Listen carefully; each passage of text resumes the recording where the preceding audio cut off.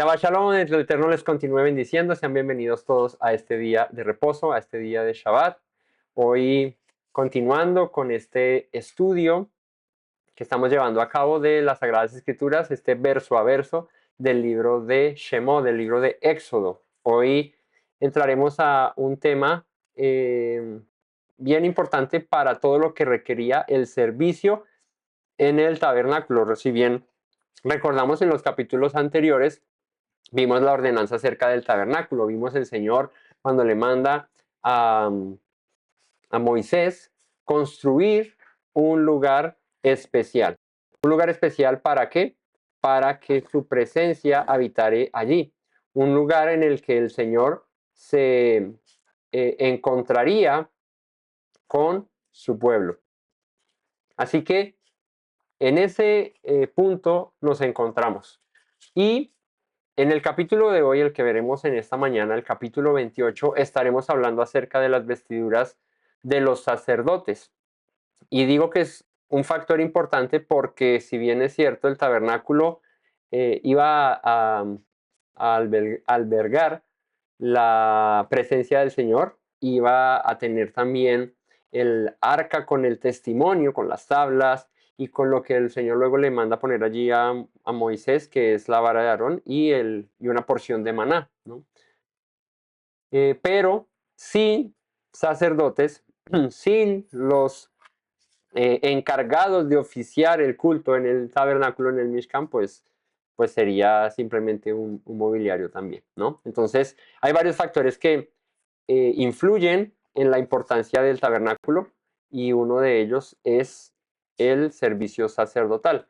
Y digamos que, aunque aún no hemos visto la instalación de este servicio, esto lo veremos en el capítulo 29 con la consagración de los sacerdotes, vamos a ver, así como el Señor manda diseñar un espacio, un lugar separado para el tema del tabernáculo, para poner los utensilios, para todo lo que es el servicio al Señor, pues también manda hacer un ropaje, una vestidura especial para los sacerdotes. En este punto, para el sumo sacerdote y para los sacerdotes, que si bien recordamos, el sumo sacerdote era Aarón y los sacerdotes eran sus hijos, ¿cierto? No. ¿Eran cómo se llamaban los hijos de Aarón? Eran cuatro. ¿Cuatro? ¿Eran dos? Eran cuatro, no era. No, Phineas y Fer no eran, no. Eran Nadab, Abiú, Eleazar e Itamar, ¿no? No, Dios mío. Esos cuatro, ¿no? No, Finés es hijo de Eliezer, que era hijo de Aarón, ¿no? No, ese es de otro programa. Entonces, los sacerdotes eran los hijos de Aarón, el sumo sacerdote era Aarón, y los levitas, pues eran los que también servían en el tabernáculo. Pero digamos que los que oficiaban como tal el servicio era el sumo sacerdote y los sacerdotes. Entonces, eso es lo que estaremos viendo hoy. No el oficio como tal, sino la consagración a partir de la vestimenta, de la distinción de estos servidores, de estos sacerdotes en el tabernáculo por parte del Señor. ¿No? Él es el que llama, Él es el que escoge, Él es el que dice: Aarón va a ser mi sumo sacerdote, Él será el sumo sacerdote delante del pueblo. Es una escogencia divina por parte del Señor. Y posterior a él, pues vendrían sus hijos como sumo sacerdote. Solo era un sumo sacerdote, los hijos eran sacerdotes. Pero uno de estos hijos, cuando muriese Aarón, lo reemplazaría como sumo sacerdote, ¿no? Entonces, cuando Aarón muere, luego más adelante, el Señor le dice a Moisés: despójalo de sus vestiduras y pónselas a su hijo. ¿A quién? A Eleazar, ¿cierto? A él es el que le pone las vestiduras. Y luego más adelante, con el pecado de Baalpeor, con los hijos de Moab y las madianitas y todo esto que pasó, pues aparece un hijo de Eliezer que es Finés, y este es consagrado también como sumo sacerdote, y de su descendencia también vendrían los sumos sacerdotes. Entonces, así comienza la línea sacerdotal, y Aarón es el pionero. Aarón es el primer sumo sacerdote que aparece para oficiar el servicio en el Mishkan, en el tabernáculo. Recordemos que era una tienda, era un lugar de reunión no permanente, era un lugar de reunión que era movible, por eso era una tienda, no era una edificación con cimientos, ¿cierto? Fijos, como posteriormente viene a ser el templo en Jerusalén. No, esta era una tienda de campaña especial, porque hemos visto en los capítulos anteriores, tenía materiales especiales, tenía una disposición especial, pero tenía la particularidad de que cuando la nube del Señor se levantaba del campamento, todo el pueblo de Israel tenía que recoger sus tiendas, los levitas recogían el tabernáculo y partían tras la nube, ¿no? Y el tabernáculo tuvo varios sitios donde se asentó durante determinados periodos de tiempo. Pero entonces, hoy vamos a ver el capítulo 28, vamos a ver las vestiduras sacerdotales y los voy a invitar a que nos dispongamos. Voy a tratar de hacer la enseñanza interactiva para que sea un poquito más gráfica eh, la enseñanza acerca de las vestiduras. Vamos a profundizar, así como lo hicimos en el tabernáculo con los materiales y con la disposición y por qué esto y aquello, pues vamos a hacerlo también con la vestidura sacerdotal porque tiene mucha carga de significado las vestiduras del sumo sacerdote. Así que, sin más preámbulos, vamos a orar y a dar inicio en la mañana de hoy, en este Shabbat, a la enseñanza de hoy. Bendito Rey, Padre Eterno, te damos honra y gloria. Bendecimos tu nombre, Señor. Una vez más nos acercamos delante de tu presencia para buscarte, Señor, para estar aquí, Señor, hoy, reunidos en torno a ti, a tu palabra, Señor, en torno a tus enseñanzas, Padre, a lo que has hablado acerca de nosotros. Hoy, buen Dios, queremos, Padre, disponernos para oír tu voz, para aprender acerca de tus caminos, Señor, y para que tú seas, Padre amado, hablando en nuestros corazones, Señor. Instrúyenos en tu palabra, Señor. Guíanos, Padre, santifícanos en tu palabra, Señor, que es la verdad, Señor. Es la que nos guía, Señor, es la que nos levanta, la que nos consuela, la que nos restaura, Señor. Tu palabra que es enviada a tiempo y a destiempo, Señor. Tu palabra, Señor, que es santa, que es perfecta, que transforma y que convierte, Señor, nuestras almas, Señor. Hoy, Padre amado, disponemos nuestro corazón para oír tu voz, Señor. Que nuestros oídos estén atentos, Padre. Nuestros ojos vigilantes, Señor. Y que hoy podamos entender, Señor, la sabiduría que hay en tus palabras. Te agradezco por mis hermanos y porque hay disposición en sus corazones para buscarte, Señor. Llénanos de ti, de tu espíritu, de tu presencia en este día de Shabbat. Te lo imploramos en el nombre de Yeshua. Amén. Vamos entonces al capítulo 28 del libro de Shemot. Así que acompáñennos ahí y vamos a comenzar a leer. Dice, harás llegar delante de ti a Aarón tu hermano y a sus hijos consigo de entre los hijos de Israel para que sean mis sacerdotes. A Aarón, a Nadab, a Abiú, Eleazar e Itamar, hijos de Aarón. Entonces vamos a comenzar por el principio. El Señor llama a Aarón y a sus hijos y dice, para que sean mis, ¿qué? Mis sacerdotes. Y aquí les recuerdo los nombres que les estaba mencionando ahorita. Nadab, Abiú, Eleazar e Itamar. El Señor los escoge y dice, para que sean mis sacerdotes. Y para comenzar por el principio, pues tenemos que definir qué es un sacerdote, ¿no? Ahí deberíamos arrancar. ¿Qué es un sacerdote y por qué es tan importante esta consagración que se va a detallar más adelante en el capítulo 29 y este propósito de llamar a estos hombres al servicio del Señor? Quise llamarlos ¿para qué? Para separarlos. O sea, de entre todos los levitas, porque recordemos que Aarón era un levita, de entre todos los descendientes de Leví, que si bien sabemos que los levitas son los que escogidos por el Señor vienen a hacer el servicio en el tabernáculo. ¿Pero por qué fueron escogidos los levitas?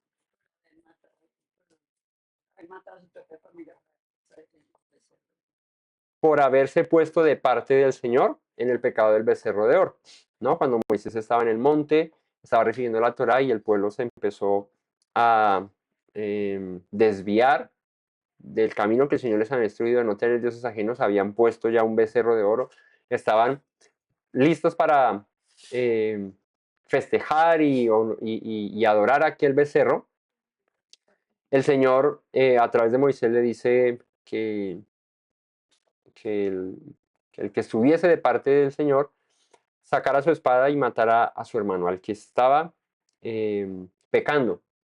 Entonces fueron los levitas aquellos que tomaron las armas y hicieron aquel juicio terrible que pasó en el monte Sinaí por causa del pecado del becerro.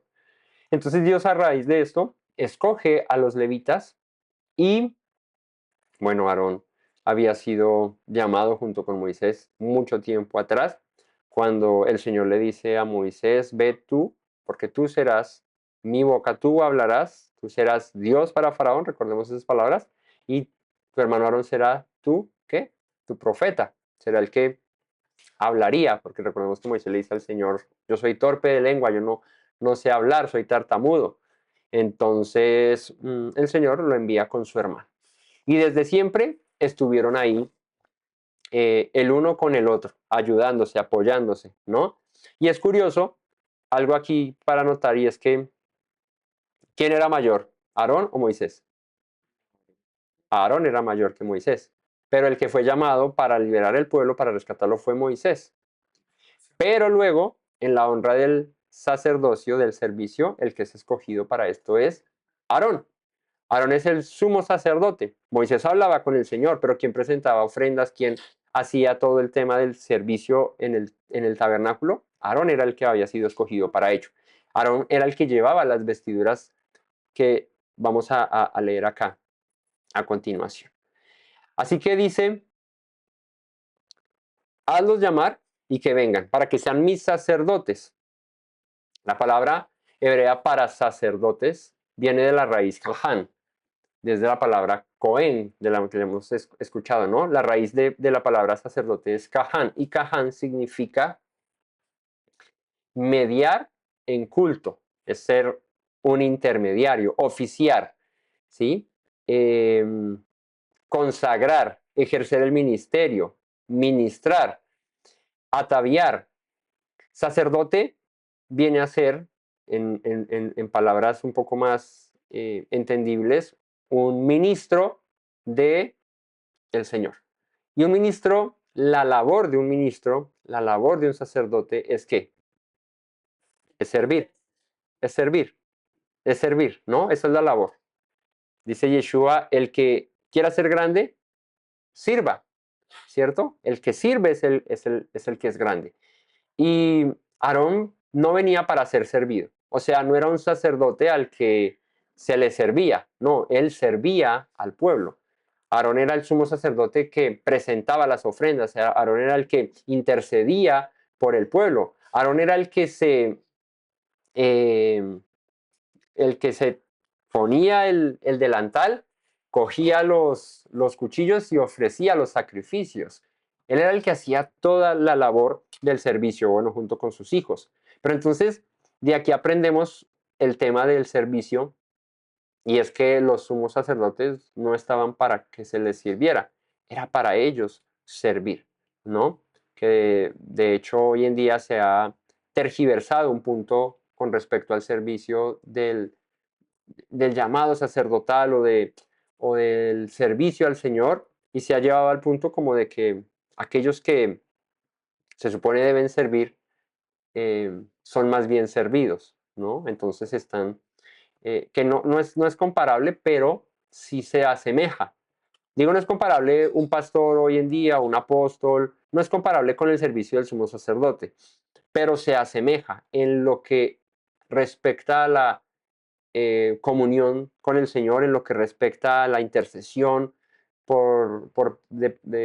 ante el Señor a favor del pueblo.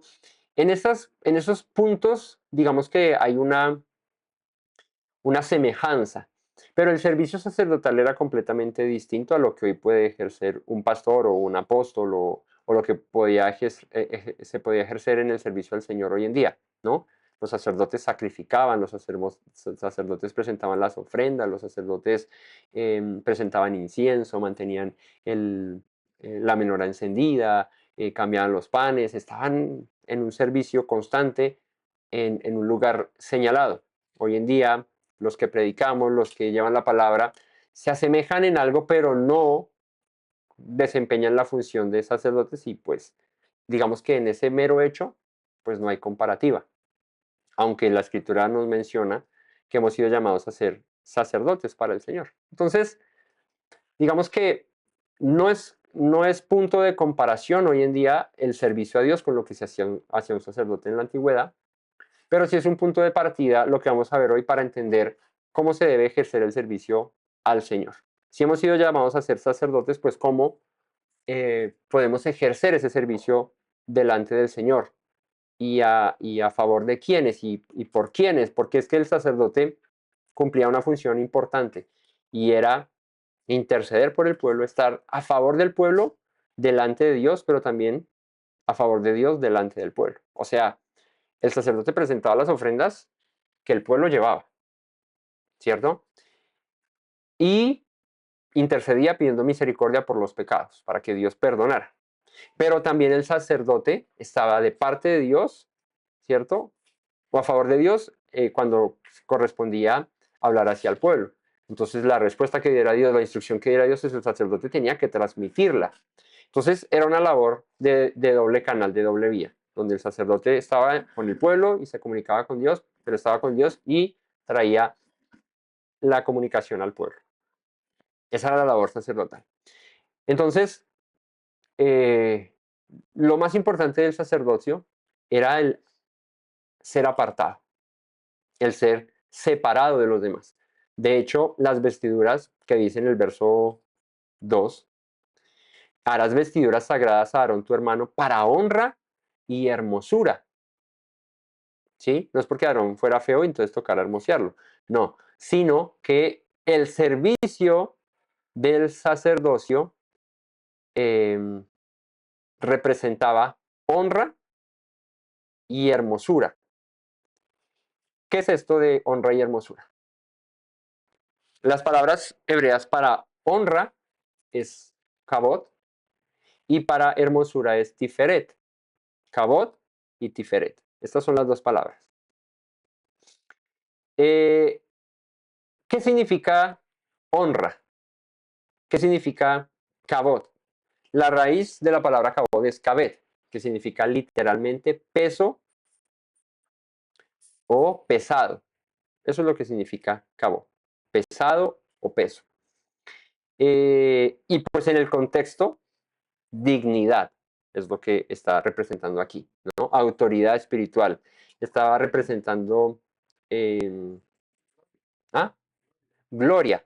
Eso es lo que, digamos que en el contexto representa. La literalidad de la palabra es pesado, claro. Cuando ya empezamos a entender la función del sacerdocio, pues claro, el sacerdote tenía un peso sobre sus hombros, literalmente. Y ahorita vamos a ver.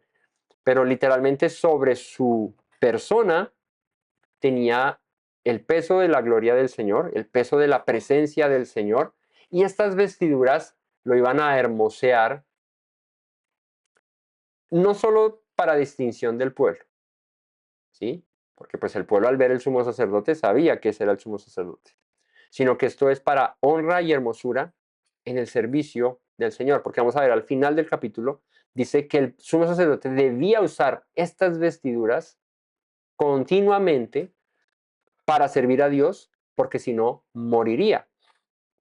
Así que la honra y hermosura, no solamente para ser reconocido por los hombres, sino para el servicio de Dios. Y aquí arrancamos con un punto importante de las vestiduras sacerdotales, y es el tema de nuestra presentación delante del Señor. Y si bien es cierto, no solamente lo exterior, aunque el sumo sacerdote no iba a servir en el tabernáculo en chanclas. Bueno, no, sí iba en sandalias. El sumo sacerdote no iba a subir a servir en el templo en su ropa común o en ropa de diario. El sumo sacerdote debía vestirse acorde a la ocasión, porque era presentarse delante del Señor. Y el Todopoderoso había diseñado, ¿cierto? Él fue el primero en patronar vestidos, ¿cierto? Él fue el primero en sacar el diseño de una prenda de vestir especial para un hombre, en este caso, el sumo sacerdote. ¿Para qué? para que cada vez que se presentara delante de la presencia del Señor, la llevara puesta. Porque a Dios se le sirve con honra, se le sirve con, con dignidad, se le sirve con excelencia, se le sirve con lo mejor, ¿sí? Y esto cuando lo traemos a nuestro presente, pues aplica de la misma manera. Vuelvo y les insisto, no es compararnos con el sumo sacerdote, pero es entender el principio que hay detrás de la palabra. Y el principio que hay detrás de esta vestimenta era la honra y la hermosura. ¿Cómo tomarían ustedes, no? Que un predicador, pongamos de ejemplo mi persona. Vengo aquí delante de ustedes a predicarles en camiseta de esqueleto, ahí mostrando todo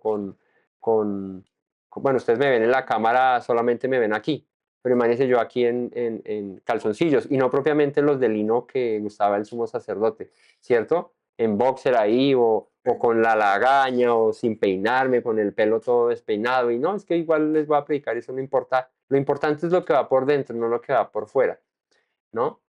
Si bien es cierto, el corazón es importante, qué hay detrás de todo esto, pero la presentación es que no estamos hablando, es que es lógico. Y es que a veces no sé si la palabra sea así, voy a usar esta palabra, lo pormenorizamos, ¿sí? Y es que si el presidente de la República te llamara un día y te invitara al Palacio del Nariño, a la Casa del Nariño, a desayunar, tú no irías en pijama, ¿cierto? No te irías en chanclas, no te irías con gorra, no te irías y no tengo nada contra la chancla, ni de la gorra, ni de la pijama, pero no es ocasional, no es, ¿cómo se dice? No es acorde a la ocasión. Si te invitan al Congreso de la República porque te van a condecorar por algo, ¿no han visto las condecoraciones en el Congreso o en el Consejo de Bogotá cuando condecoran a las personas? Se van bien vestidas, uno se va acorde a la ocasión, pues a eso es a lo que voy. Cuando predicas, cuando enseñas, cuando haces una labor para Dios, pues hasta como para Él, ¿no? Ah, no, es que como Él no ve y lo que importa es lo del corazón. Pues, pues dile al presidente si te invita, no, es que lo importante es el corazón, yo vengo aquí en chancletas y me acabo de levantar, no me alcancé ni a bañar y pues aquí estoy, pero pues le cumplí la cita, lo importante es que llegué. No, creo que nos levantaríamos temprano, miraríamos qué hacer, nos lavamos bien la boca, nos echamos eh, cosa en la boca para el aliento, porque qué tal que yo le hable al presidente y haga así, uy, no, no, pues qué pena, ¿no? Me daría pena. De la misma manera deberíamos proceder con el Señor. Entonces, esto es lo que representan las vestiduras. Dice, para honra y hermosura. Y aquí aparece la otra palabra que les dije, que es tiferet. Tiferet es embellecer, glorificar, resplandecer. ¿Sí? Así que el sumo sacerdote mostraba en su vestimenta la majestad de Dios, el esplendor de lo celestial hecho terrenal, porque de hecho los materiales que escoge el Señor para hacer la vestidura sacerdotal, pues tienen que ver con todo esto. Así que se usaban para describir belleza, santidad, ¿sí? Gloria, que es lo que representa o lo que quería transmitir el sumo sacerdote con esta vestimenta. Así que las vestiduras no eran solamente para decorar, no era, ay, no solamente ahí para que se ponga algo, no, era para representar la gloria del Señor en este hombre, en el sumo sacerdote, en el oficio que hacía.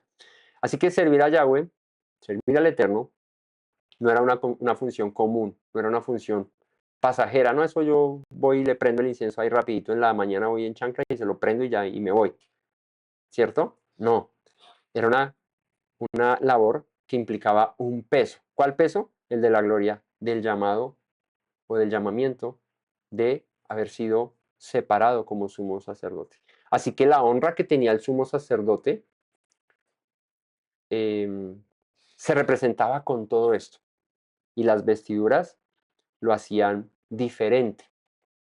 Así que era un recordatorio visible, las vestiduras, de que el sacerdote representaba al pueblo ante Dios, como les dije ahora, y a Dios ante el pueblo.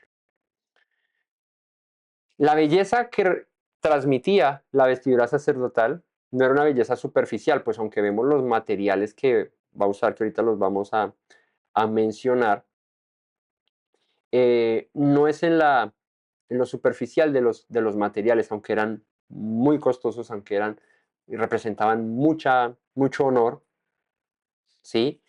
Sino que más bien va más a una hermosura espiritual, de santificación, ¿sí? Reflejaba santidad, reflejaba orden, ¿sí? Reflejaba perfección en el servicio a Dios, ¿no? Cuando tú ves a un líder, hablemos de los dirigentes de las naciones, cuando tú ves a un líder, ¿cierto? No sé, salir en chanclas y en, y en bermudas a hablarle al pueblo. Imagínate el presidente hablando en chanclas y en bermuda al pueblo, ¿sí? ¿Ah? Jean Day. Pues uno dice como que no es la manera, y no está mal que use chanclas y bermuda, pero no es la manera, ¿sí? Porque es una persona, se supone, honorable, ¿cierto? Es una persona que todo el mundo ve y que debe, de alguna manera, reflejar el, el peso de su honra, de su llamado, en este caso el presidente, pues de su mandato. Los senadores, imagínense uno ir al Congreso, un senador en chancletas a legislar, uno dice, pero pues está como desubicado, si quiere ir en chancletas va hacia la playa y no está mal. Entonces, es eso, es demostrar, es reflejar el llamamiento a lo que hemos sido, valga la redundancia, llamados. Así que el valor del servicio a Dios es glorioso, es hermoso en santidad, es sublime y espera que nosotros al servirle, el sumo sacerdote al servirle, reflejara eso, su carácter, santidad, hermosura. El servicio a Dios debe hacerse con dignidad y con reverencia, no de manera común o descuidada. Y así como el sacerdote no podía ministrar sin las vestiduras sagradas, porque si no moría, dice en el verso al final de este capítulo 28, tampoco podemos nosotros servir a Dios con impurezas, en desobediencia, sin una preparación espiritual. Mira que Hebreos 12, 28 al 29 dice, así que recibiendo nosotros un reino inconmovible tengamos gratitud y mediante ella sirvamos a Dios agradándole con temor y reverencia, no irreverencia sino y reverencia, porque nuestro Dios es fuego consumidor. Si le servimos a Dios, hagámoslo con reverencia, en santidad, ¿no? Con obediencia. El Mesías viene a ser nuestra vestidura ahora. Nos vistió de justicia, de santidad, de compasión, de verdad. Así que esto es lo que era el llamado al sumo sacerdote cuando se le dice que use estas vestiduras. Es para dignificar el servicio a Dios. Y esto implicaba que cualquiera no lo podía hacer, sino aquel que había sido llamado, aquel que portaba estas vestiduras, aquel que había sido escogido por el Señor. Versículo 3. Y tú hablarás a todos los sabios de corazón, a quienes yo he llenado de espíritu de sabiduría, para que hagan las vestiduras, de Aarón, para consagrarle para que sea mi sacerdote. ¿Ven? Las vestiduras consagrarían a Aarón como sacerdote, lo separarían, dirían, listo, cuando Aarón se empelicule, diríamos, se ponga todo el ropaje, deja de ser un hombre común y silvestre. Ahora es el sumo sacerdote, ¿no? ¿No les ha pasado que ustedes se van a un matrimonio y yo puedo andar todo el día en la casa en chancletas y así relajado, pero lo invitan a un matrimonio, o uno tiene una reunión, o se va al colegio y uno qué hace? Se pone en la película, ¿no? Samuelito cuando se va al colegio todas las mañanas, ¿qué? Se monta en la película de estudiante, se pone su uniforme, se pone su pinta de estudiante y se va al colegio, ¿no? Esto ¿qué representa? Pues orden, ¿no? Respeto, estamos en un lugar donde vamos a aprender, donde vamos a estudiar, ¿verdad? Y así. Entonces, dice, hablarás a los sabios de corazón, a quienes yo he llenado de espíritu de sabiduría. Estos serán los hombres que iban a encargarse de eh, mm, plasmar con materiales un diseño que Moisés había visto en el Sinaí, en el monte, un diseño celestial. de una vestidura sacerdotal. Y dice, a estos hombres que yo he llamado, que los he llenado del Espíritu con corazones sabios, dice, harán las vestiduras a Aarón para consagrarle para que sea mi sacerdote. Versículo 4, las vestiduras que harán son estas: el pectoral, el efod, el manto, la túnica bordada, la mitra y el cinturón. ¿Cuántas son? 6. 6. El pectoral, el efod, el manto, la túnica bordada, la mitra y el cinturón. Hagan pues las vestiduras sagradas para Aarón tu hermano y para sus hijos para que sean mis sacerdotes. Entonces el Señor manda hacer 6 prendas que llevaría el sumo sacerdote. Y las vamos a ir viendo. El pectoral, el efod, un manto, una túnica bordada, una mitra y un cinturón. Dice, versículo 5, tomarás oro, azul, púrpura, carmesí y lino torcido, y harán el efod de oro, azul, púrpura, carmesí y lino torcido. Obra primorosa. Tendrá 2 hombreras que se juntarán en los extremos, así harán, y su cinturón de obra primorosa que estará sobre él será de la misma obra, parte del mismo, de oro, azul, púrpura, carmesí y lino torcido. Tomarás 2 piezas de ónice y grabarás en ellas los nombres de los hijos de Israel. 6 nombres de sus nombres en una piedra y los otros 6 nombres en la otra piedra, conforme al orden de nacimiento de ellos. De obra de grabador en piedra, como grabadura de sello harás grabar las 2 piedras con los nombres de los hijos de Israel, las harás alrededor de engaste de oro, y pondrás las 2 piedras sobre las sombreras del efod para piedras memoriales a los hijos de Israel, y Aarón llevará los nombres de ellos delante de Yahweh sobre sus 2 hombros por memorial. Harás pues los engastes de oro y 2 cordones de oro fino, los cuales harás en forma de trenza, y fijarás los cordones de forma de trenza en los engastes. ¿Listo? Esa es la primera prenda de vestir. ¿Cómo se llama? El efod. Muy bien. El efod. Entonces, vamos a ir desglosando esto y vamos a ver cómo nos va. Yo les preparé aquí una imagen para que la puedan ver y puedan ustedes ahí aprender también. Aquí les voy a mostrar en este para que la vean. ¿Sí? Ahí, si recuerdo la sillita. Ahí lo pueden ver ustedes, ¿sí? Saca la sillita para que lo vean. ¿Sí? ¿Ahí lo ven? Listo. Ahí está. Y yo aquí les voy a mostrar mm, el dibujito. Entonces, tomarás oro, púrpura, carmesí, lino torcido. Estos son los materiales que el Señor le manda a Moisés para que se haga el efod. Harás el efod de oro, azul, púrpura, carmesí, lino torcido de obra primorosa. Tendrá 2 hombreras que se juntarán a los 2 extremos y así las juntarás. Entonces, aquí viene el efod, que ahí pueden verlo, de azul, púrpura, carmesí y lino torcido. ¿Sí? ¿Cuál es el efod? ¿Ah? ¿Cuál es el efod ahí de lo que ven en la imagen? Como la tuniquita, como el delantalcito que está ahí debajo del pectoral. ¿No? Ahí sí, sí, no, le puede hacer suma ese, sí. Ahí le puede hacer suma ese. Entonces, no, yo lo muevo aquí de frente, es para que ustedes vean eso. Lo había hecho así, pero no, mejor para que ustedes vean ahí, porque si no tendría yo que estarlo viendo aquí.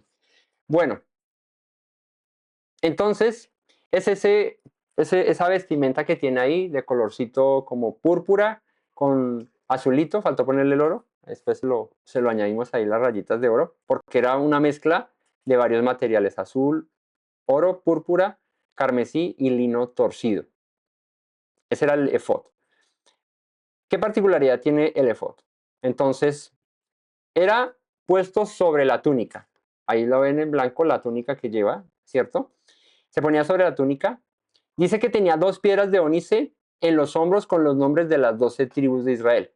Y ahí las ven arriba, no le puse los nombres porque no me cabían, pero ahí las pueden ver las 2 piedras de ónice, son esas 2 piedras negritas o ahí cafecitas oscuras que hay.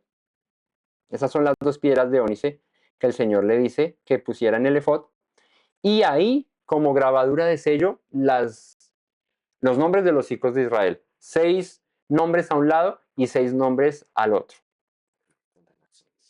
¿Qué representa el efod? Representa un ministerio que intercede por aquellos a los que lleva en sus hombros. Y aquí es muy interesante porque es que el sumo sacerdote llevaba en sus hombros los nombres de los hijos de Israel según el orden de su nacimiento. ¿Ah? Representa un ministerio de intercesión, un ministerio de, de clamor, de presentar a los hijos de Israel delante de la presencia del Señor. Y es muy interesante que lo lleven los hombros, ¿cierto? Porque ¿qué pone uno sobre los hombros? Lo que uno carga, ¿cierto? Han visto la gente en las plazas de mercado, los que llaman coteros, ¿cierto? Cargando los bultos. ¿Dónde se los echan por lo general? Al hombro. ¿Y por qué en el hombro? Porque aquí es donde uno más resistencia tiene, más fuerza tiene, ¿cierto? Aquí es donde uno puede aguantar mucho peso. Aquí soporta todo el esqueleto, aquí puede poner y las piernas soportan todo. Aquí, mejor dicho, este es el lugar propio, ¿no? Para cargar. Así que como a los bueyes cuando les ponen la yunta, se las ponen aquí al lado del cuello, ¿cierto? Aquí en esta parte donde hay bastante fuerza. ¿Han visto los que hacen ejercicio así y levantan mucho peso y todo eso? Aquí se les empieza a formar un músculo que les sale como desde aquí, desde el cuello y les baja aquí. No sé cómo se llama el músculo. El trapecio. Aquí les sale, ¿no? Cuando ya una persona, a mí no, a mí sí me sale el trapero. Pero, pero los que tienen harta fuerza, los que hacen harto ejercicio y levantan harto peso aquí, les empieza a salir este músculo. ¿Sí los han visto? Es como un triangulito aquí que le sale bien grande. Y aquí se carga. Así que el sumo sacerdote llevaba en sus hombros la responsabilidad de presentar delante del Señor a su pueblo. Los 2 hijos de Israel. Ahí es donde entendemos cuando dice la palabra kabod, honra, el peso. El peso que llevaba el sumo sacerdote no era cualquier peso. El sumo sacerdote llevaba el peso de toda una nación en sus hombros. Llevaba el peso de todo un pueblo en sus hombros. Así que el servicio que él debía hacer, lo debía hacer en excelencia, en santidad, porque si no hacía esto el sumo sacerdote correctamente, no solamente su vida corría peligro, que podía morir, sino el pueblo también. Entonces, como un pastor que carga las ovejas cuando están heridas, cuando están lastimadas y las pone sobre sus hombros y las lleva, ¿cierto? Cerca de su boca para hablarles, para olerlas, ¿no? Así el sumo sacerdote llevaba al pueblo delante de la presencia del Señor. Esto tenía oro, azul, púrpura, carmesí y lino torcido. Estos colores ya los hemos hablado, representan la gloria divina, la realeza, representan el sacrificio, representan la gloria del Señor, representan la pureza. En hebreo, oro es sahab, ¿no? Y para recordarles, tiene un significado espiritual el oro, porque habla acerca de la santidad, de la divinidad, ¿cierto? Em, el uso de este material, pues en la mayor parte del tabernáculo se implementó y es asociado con lo más puro, con lo más valioso, reflejando así la gloria de Dios. El azul que en hebreo es tejelet. Tejelet significa, o tiene un significado espiritual que hace referencia a la obediencia, ¿sí? Nos recuerda los mandamientos del Señor. Y cuando en Números 15 se ordena al pueblo, a los hombres, usar un mandamiento que el Señor le dice a tzitzit, ¿cierto? En las puntas de tu vestimenta, y le pondrás un hilo de color, ¿qué? Tejelet, azul. ¿Y cuál es el propósito de los tzitzit? Recordar los mandamientos. Así que podríamos hacer alguna eh, similitud o más bien una interpretación de lo que puede representar el azul. Y es ese recordatorio de los mandamientos, esa obediencia a las instrucciones del Señor. El púrpura, que en hebreo es argamán, argamán, su contexto, más bien su significado espiritual, va más hacia la realeza, la majestad, el poder. ¿Dónde encontramos esto? Pues era un color usado por los reyes. En Jueces 8:26 se menciona, donde dice: y fue el peso de los arcillos de oro que él pidió 1,700 ciclos de oro, sin las planchas y joyeles y vestidos de púrpura que tenían los reyes de Madián, y sin los collares que traían. Bueno, ahí menciona. Entonces, el púrpura era un color que, más costoso, lo usaban en la realeza. Entonces, podemos verlo también cuando a Yeshua, ¿cierto? Lo despojan de su vestidura, y en Juan 19:2 dice: y los soldados entretejieron una corona de espinas y la pusieron sobre su cabeza, y le vistieron con un manto de color, ¿qué? Púrpura, haciendo alusión, o más bien una burla, a: tú eres el rey de los judíos, pues toma tu túnica de rey, ¿cierto? Entonces ahí podemos, digamos que, contextualizar ese significado del color, o esa representación. El carmesí, bueno, esta sí es fácil. Grana o escarlata, que en hebreo es tolaat. Tolaat. El carmesí, su significado espiritual, ¿a qué nos lleva? Al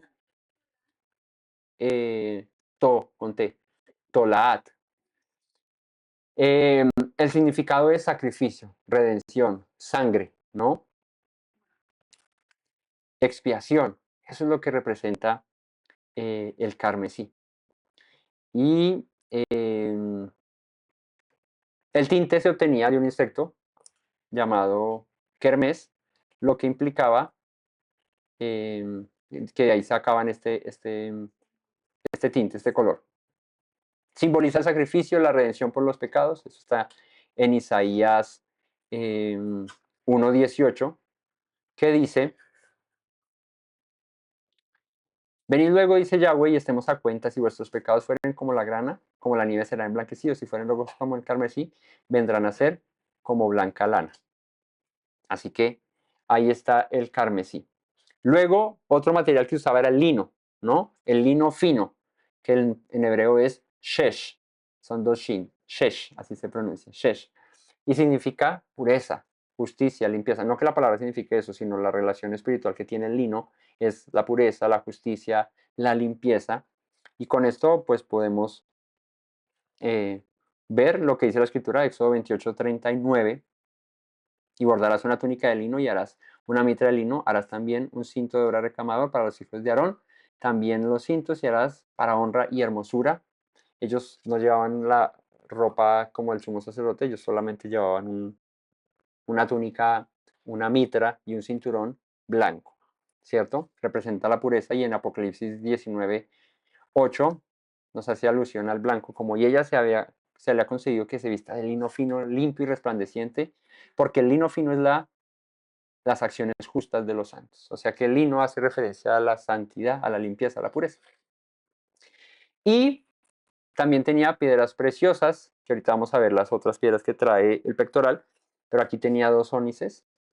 Y las piedras, pues, ahorita vamos a ver qué con ellas. Entonces, ese era el efod, dice: de obra de grabador de piedra, con Como grabadura de sello harás grabar las 2 piedras de los nombres de los hijos de Israel. Les harás alrededor un engaste de oro, que ahí se ve que tiene como una basecita en oro, ¿cierto? Ahí doradita. Y pondrás las 2 piedras sobre las sombreras del efod para piedras memoriales a los hijos de Israel. Y Aarón llevará los nombres de los delante de Yahweh sobre sus 2 hombros por memorial. Harás pues los engastes de oro y 2 cordones de oro fino, los cuales harás en una forma de trenza y fijarás los cordones de forma de trenza a los engastes. Ahí no se ve la trenza, pero sí se ve el cordón, no lo hice de trenza. Pero ahí están las 2 tiritas que lleva, que van agarradas aquí a las sombreras, donde están las 2 piedritas, y salen 2 cordones de oro que se salen de esas sombreras. Y dice el versículo 15, harás asimismo el pectoral. Entonces arrancó con el efod ahí, que viene con esas sombreras, y de las sombreras salen las 2 tiritas de oro, las 2 cintas de oro, las 2 trenzados de oro, para agarrar el pectoral, que es la pieza que viene a continuación. Harás asimismo el pectoral del juicio de obra primorosa. Lo harás conforme a la obra del efod, de oro, azul, púrpura, carmesí y lino torcido. Será cuadrado y doble, de un palmo de largo y un palmo de ancho. ¿Cierto? De 22 por 22. ¿Cierto? De un palmo por un palmo. O sea, cuadrado.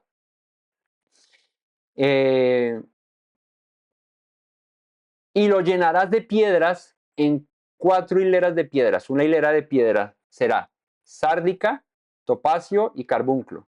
La segunda hilera, esmeralda, zafiro y diamante. La tercera hilera, jacinto, ágata y amatista. Y la cuarta hilera, berilo, ónice y jaspe. Todas estas montadas en engastes de oro, o sea, como en una basecita ahí de oro.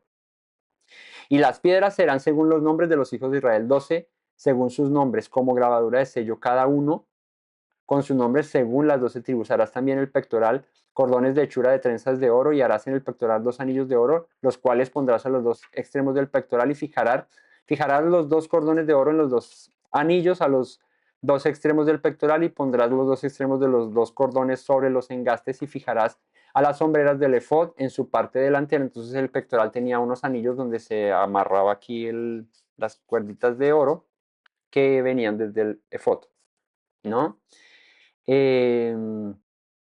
Por delante, y harás también 2 anillos de oro, los cuales pondrás a los 2 extremos del pectoral en sus orillas que están al lado del efod hacia adentro. Harás asimismo los 2 anillos de oro, los cuales fijarás a la parte lateral de las 2 sombreras del efod hacia abajo, eh, delante de su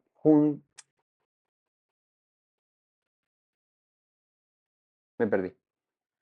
Harás asimismo los 2 anillos de oro, los cuales fijarás en la parte delantera de las 2 sombreras del efod, hacia abajo, delante de su ¿por qué dice así? No, es que aquí me traduce mal. Delante de su juntará sobre el cinto del efod. Bueno, es que aquí dice delante de su tampoco, estoy leyendo mal. Perdón. No es juntará, es juntura. Aquí el que leyó mal fui yo. Delante yo no. Delante de su juntura sobre el cinto del efod, o sea, aquí abajito, y juntará el pectoral por sus anillos, a los 2 anillos del efod con un cordón de azul, para que esté sobre el cinto del efod y no se separe del pectoral del efod.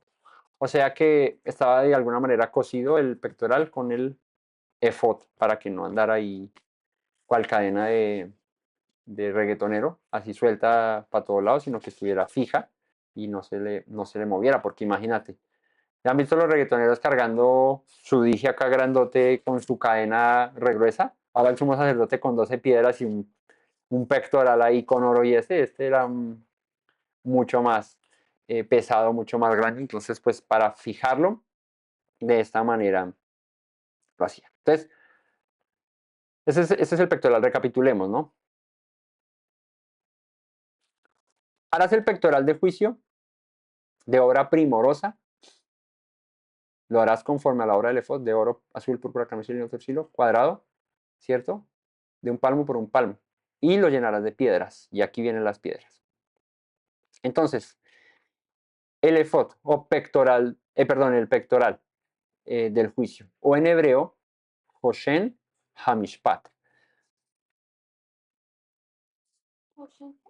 Hoshen Hamishpat, y el pectoral del juicio.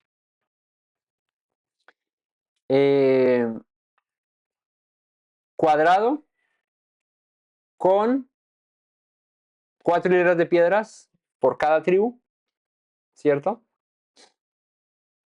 ¿Qué representa este pectoral? El sumo sacerdote llevaba no solamente las 12 tribus en sus hombros, sino también en donde, cerca a su corazón, en el pecho. Eso es lo que representa, llevarla cerca al corazón, ¿no? ¿Y por qué se llama el pectoral del juicio? Pues representaba la justicia divina sobre el pueblo, sobre la nación, perdón, y el conocimiento perfecto de Dios sobre su pueblo. Y es interesante que se me olvidó mencionarles que cuando dice que las 2 piedras, perdón, con los nombres de los hijos de Israel, 6 y 6, dice según el orden de su nacimiento. Y es muy, muy, muy hermoso esto, porque nos recuerda lo importante que es su pueblo para el Señor. Tanto así que conoce el momento en el que nació cada uno de los hijos de Israel. Y eso, cuando lo traemos a referencia a nosotros, pues también aplica. ¿Por qué? Porque el Señor conoce, dice la Escritura, hasta nuestros cabellos están contados, ¿no? Él sabe todo acerca de nosotros. Desde el día en que nos creó hasta nuestro final, Él tiene cuidado de nosotros. Le importamos, ¿no? Cuando a ti te importa a alguien, ¿cierto? Cuando tú amas a alguien, cuando tú quieres a alguien, algo que no olvidas, algo que tienes presente, es su fecha de nacimiento, ¿no? Les voy a preguntar y así vamos a ver qué tanto nos importan las personas que queremos, ¿no? ¿No? A ver, yo pregunto aleatoriamente. Samuelito, ¿cuándo nació tu mamá? El mismo día que cumpleaños. ¿Cuándo cumpleaños tu mamá? 24 de enero, y ella nació en 1980. 1989. 89. Ah, bueno, ¿quién le importa? ¿Cierto? ¿Clarita se recuerda cuándo nació su mamá? ¿No recuerda? Que mi papá quiere responder con ¿No? ¿Pero cuándo cumpleaños sabía? ¿El 23 de noviembre? Ok. Compita, Joshua, ¿cuándo cumpleaños? En octubre. ¿Qué día? Ah, el 17. ¿Sí? El 17. Angisita, pongamos la más difícil. Anita, ¿cuándo cumpleaños? El 23 de diciembre. ¿Cierto? Amor, tu hermano John, ¿cuándo cumpleaños? El 22 de enero. Luchito, ¿cuándo cumple Clarita años? De febrero. ¿Cuándo cumple Clarita años? De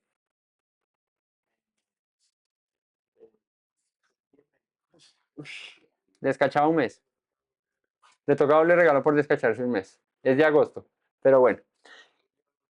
Sí. Es por poner un ejemplo, ¿no? Si no recuerdan el cumpleaños, no quiere decir que no les importe, que no lo amen, ¿cierto? Pero, pero sí deja mucho que pensar porque uno está pendiente de ese tipo de cosas por el aprecio y por el amor que uno tiene, porque son personas importantes. Yo del vecino no sé ni cuándo nació, porque no me interesa, porque no es mi familia, porque, ¿cierto? Pero saber el nacimiento de mi hija, cuándo nació mi esposa, la fecha de cumpleaños de mis padres, de mis hermanos, de mis familiares más cercanos, ¿cierto? Pues eso denota un grado de importancia. Ahora, si le preguntaran al Señor cuándo nació Caterín, cuándo nació Eduardo, cuándo nació Clarita, ¿cierto? Él respondería exactamente porque conoce, porque nos ama, porque nos tiene presentes. Es a lo que voy con esto de que los nombres de los hijos de Israel iban sobre los hombres del sacerdocio, del sacerdote, eran algo importante para el Señor. Muy, muy, muy importante. Tanto así que les dice, y ponlos por orden de nacimiento. Imagínate a Moisés, ay, fue mi chica. El Señor le dice, Moisés, y los nombres de los hijos de Israel en orden de nacimiento. Y Moisés, uy, Señor, ¿quién nació primero? ¿Y ahora qué hacemos? Ya no me acuerdo quién nació primero, ¿no? Pues a Moisés también le tocaba saberse la historia de su pueblo, quién era el mayor y quién era el menor. ¿No, ¿No recuerdan? Recordemos los nombres de los hijos de Israel en orden de nacimiento. Rubén, Simeón, Leví, Judá, Isaacar, Zabulón, muy bien. Luego, Neftalí, ¿ah? Gad, Dan, Neftalí, Aser, Dan, Aser, luego de Aser viene Aser y Dan, Gad, José y Benjamín. ¿Ya conté los 12? ¿Sí? Y luego Efraín y Manasés. Bueno, pero el Señor,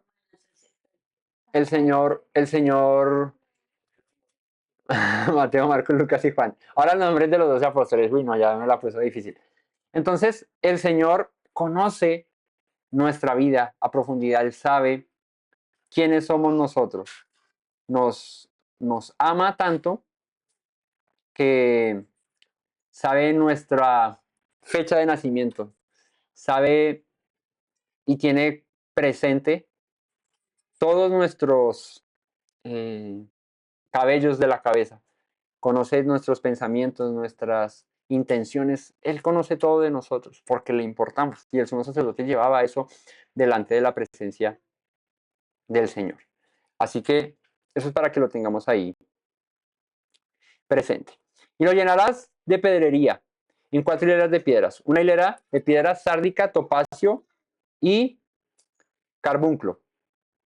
Ahí están. Vamos para la primera hilera de piedra. Ahora lo acercamos un poquito más aquí al pectoral para que lo vean.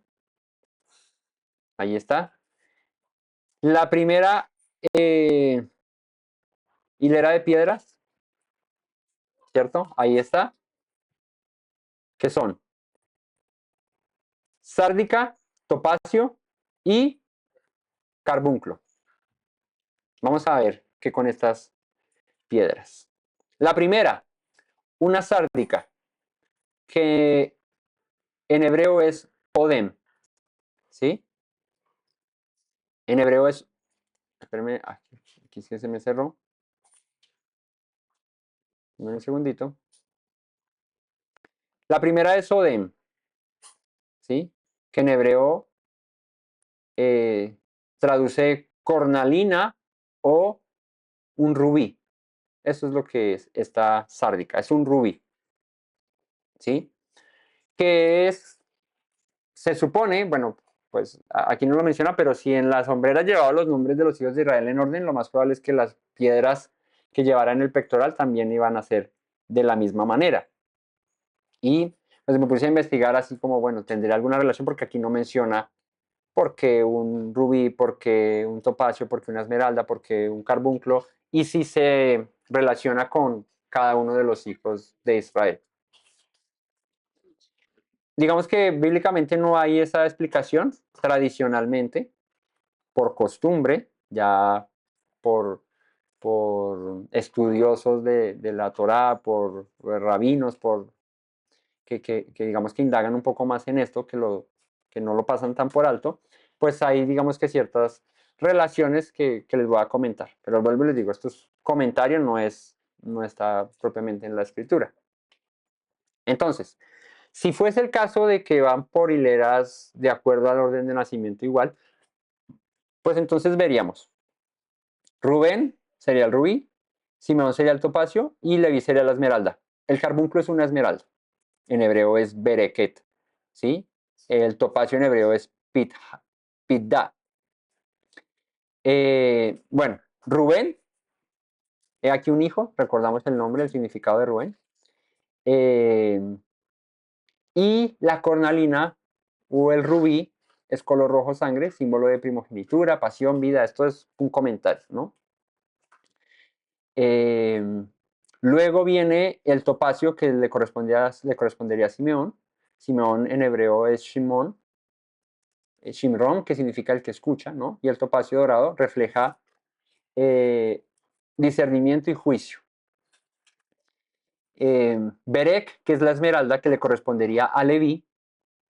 Leví significa unido o pegado. ¿La esmeralda de qué color es?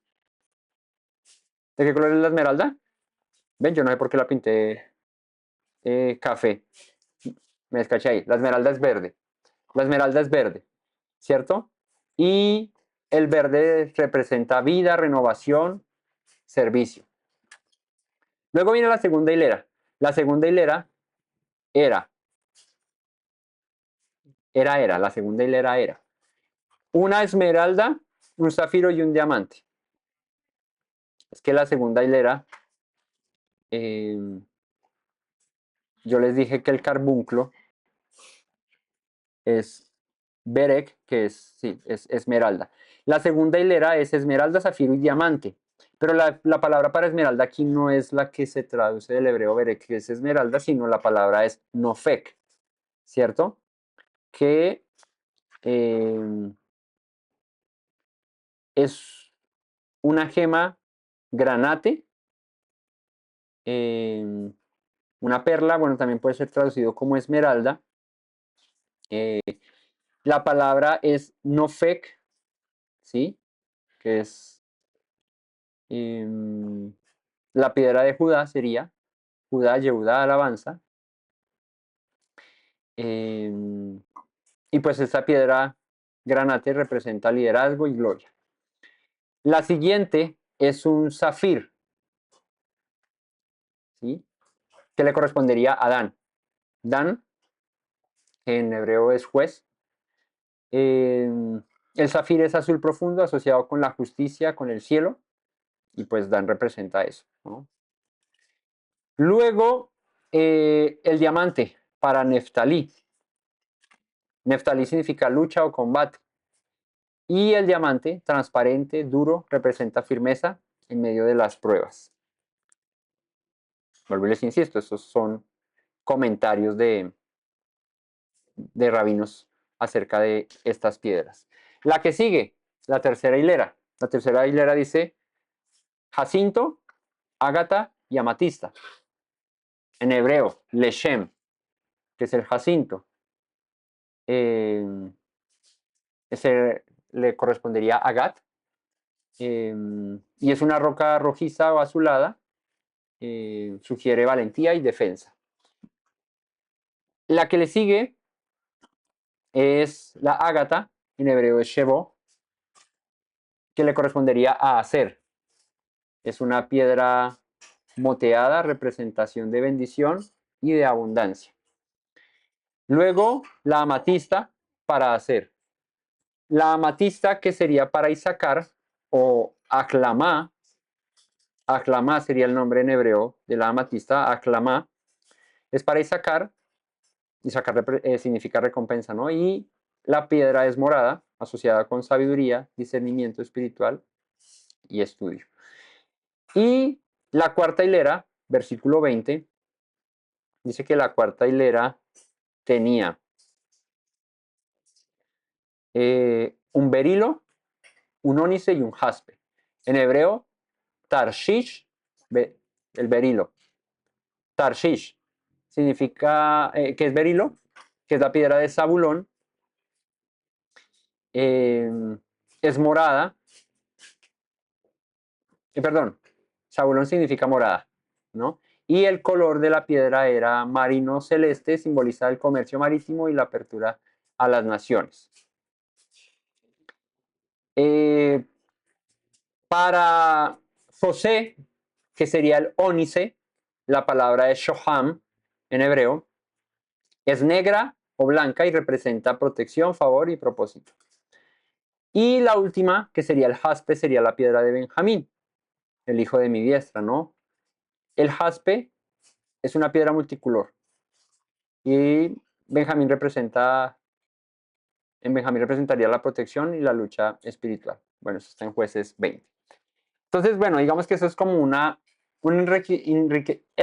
enriquecimiento no ilícito, un enriquecimiento de del significado de estas piedras. Entonces ahí están las 12 piedras del pectoral del juicio. Ahí están, que el sumo sacerdote llevaba cerca de su corazón. Ahora, para esto, las piedras según los nombres de los hijos de Israel, 12 tribus según los nombres de los hijos, como grabadura de sello, cada una con su nombre según las 12 tribus. Entonces, cada piedra llevaba ahí su nombre. ¿Cuál es el significado espiritual del pectoral del juicio? Cada piedra grabada con el nombre de la tribu representa a Israel, que está siempre sobre el corazón del sumo sacerdote, y esto nos habla del servicio que ejercía el sumo sacerdote.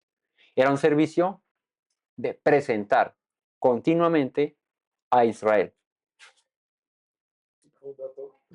Dice que según las 12 tribus. Ajá. Que no esté contado y leí. Sino, bueno, es diferente. Ok. Sí. Entonces, bueno, sí, probablemente Efraín y Manasés en vez de José y Leví. ¿Sí? Podría ser.